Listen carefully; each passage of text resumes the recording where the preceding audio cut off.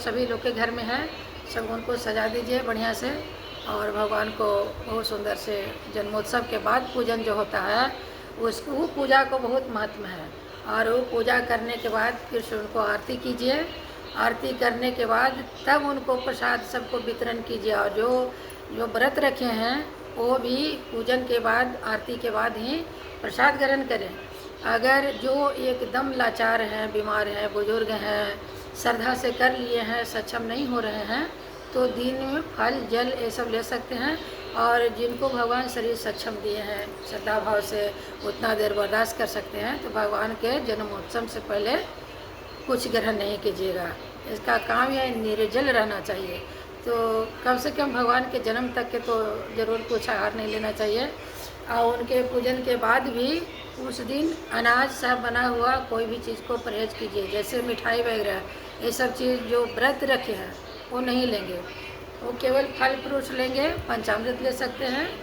और अनाज का बना हुआ कोई चीज़ नहीं लेंगे, ग्रहण नहीं करेंगे, क्योंकि फिर उनका व्रत खंडित हो जाएगा और 24 घंटा का उनका जो नियम है वो निषेध हो जाएगा।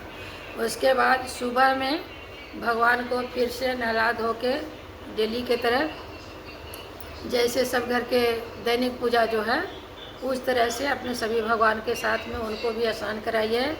और हो सके आपके पास उपलब्ध हो, मैं हम लोग तो रखते हैं, तो फिर दूसरा वस्त्र उनको धारण कराइए और उसके बाद भोग लगाइए। और उनको 6 दिन तक पालना पर ही रखिए, क्योंकि दिन भर उनको थोड़ा थोड़ा झुलाते रहिए। जो घर के परिवार हैं जो शुद्ध हैं, नहाए धोए हैं, तो भगवान को थोड़ा थोड़ा झुलाते रहना चाहिए 6 दिन तक। भगवान को घर में जिस तरह से बच्चा जन्म लेता है उस तरह से भगवान का महोत्सव मनाना चाहिए।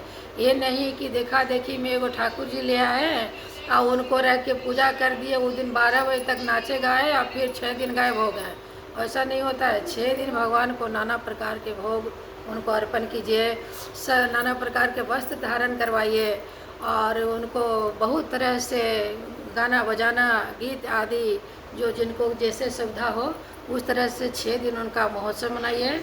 फिर छठी के दिन जिस तरह से घर में जिसका परंपरा है कि जिनके घर जो अपने बच्चा को जो जन्म उत्सव में छठी में बनता है खाना, उस तरह से बहुत तरह से नाना प्रकार के भोजन बनाइए और उनको भगवान को भोग लगाइए। हो सके भाई बंधु अगर आपके आस पड़ोस में हो जिससे आपको लेना देना है, आना जाना है, वो सबको भी बुलाकर खिलाइए और स्वयं भी खाइए। भगवान को भोग लगाने के बाद सब में प्रसाद स्वरूप सबको बांटिए और स्वयं भी खाइए।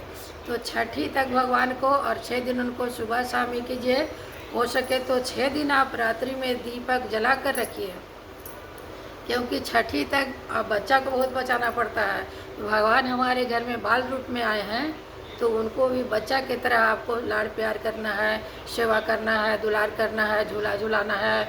उनको सोने का समय, जागने का समय थोड़ा सा ध्यान में रखते हुए, ये नहीं कि डेली पूजा करते हैं तो चलो 10 बज गया, 12 बज गया, तो नहीं, उनको 6 दिन कम से कम उनका नियमतः सुबह शाम भोग पूजा समय से आरती बत्ती सब कुछ होना चाहिए। उसके बाद छठी के बाद भगवान को पुनः उनका स्थान पर विराजमान कर दीजिए जहाँ पर वो डेली उनको आप रखते हैं। लेकिन 6 दिन उनको अलग सिस्टम है। इसको कहता है जो जन्म उत्सव मनाएंगे उनको छठी भी मनाना पड़ता है। और ऐसे जो व्रत रखेंगे कि कहीं भी मंदिर में जाके पूजा कर लिए या तो कहीं आस पड़ोस में हो रहा है तो उनके साथ बैठ गए, पूजा में शामिल हो गए, वो लोग को छठी मनाने का नियम नहीं है। लेकिन जो ठाकुर जी का जन्मोत्सव कराएंगे, जो मनाएंगे, उनका 6 दिन का भी नियम करना पड़ेगा। पूजा इतना संभव नहीं है कि सबके बस के बात नहीं है, घर घर में होने का चीज़ नहीं है। लेकिन अब कंपटीशन में सब लोग कर लेते हैं तो करते हैं, तो क्या करें, लेकिन नियम को निभाएं।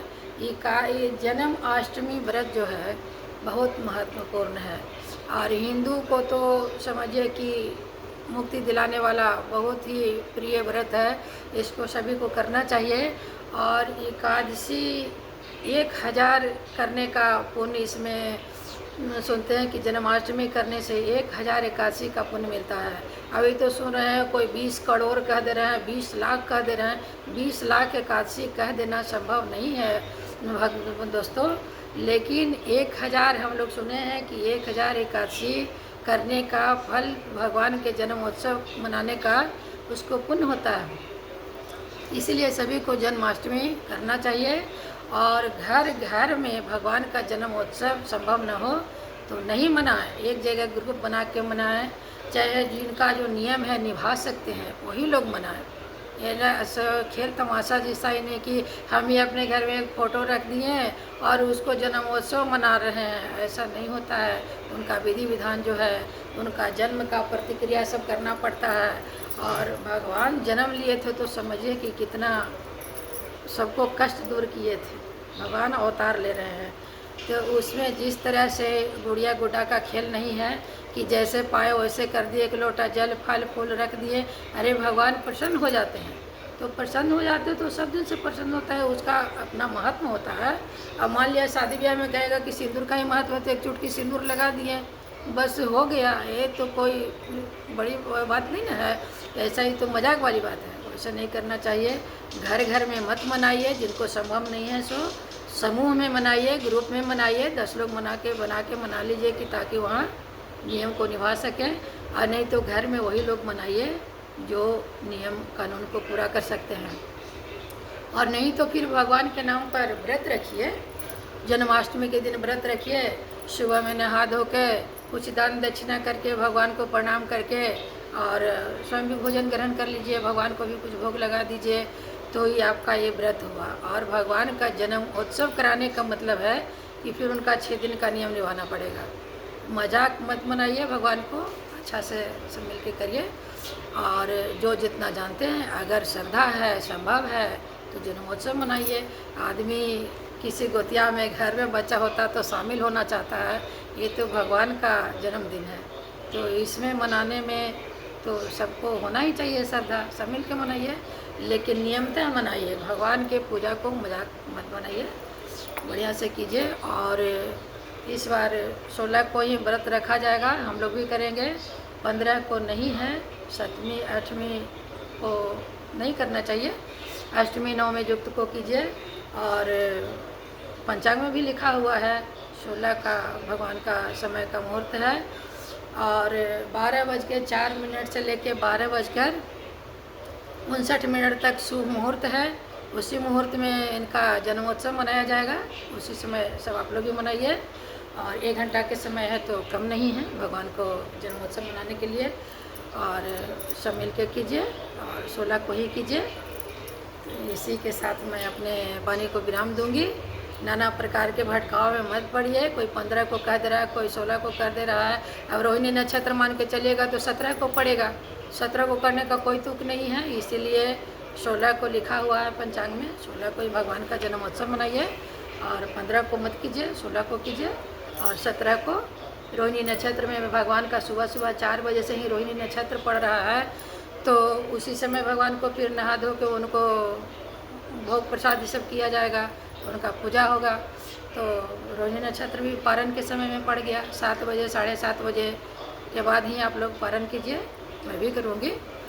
तो सारा नक्षत्र 16 को ही मिल रहा है, रोहिणी नक्षत्र भी सुबह सुबह भगवान को विसर्जन में तो मिल ही रहा है। और 15 को करने से कोई मुहूर्त नहीं है, इसीलिए 15 को न किया जाए, 16 को ही किया जाए। मैं भी 16 को ही करूँगी, आप लोग सब कीजिए, सबसे रिक्वेस्ट है। और इसी के साथ मैं अपनी वाणी को विराम दूंगी।